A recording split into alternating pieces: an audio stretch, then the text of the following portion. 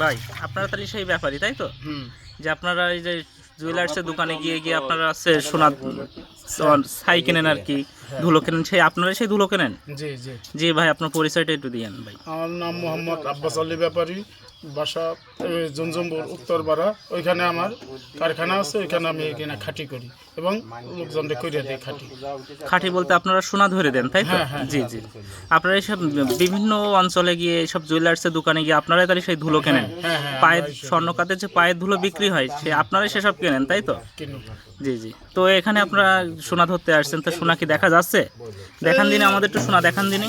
না না, আমি একটু এক ক্লিপ একটু করেন। এই যে কিছু দেখা বাহ, যাচ্ছে। এ তো অনেক সোনা। হুম, হুম। এই যে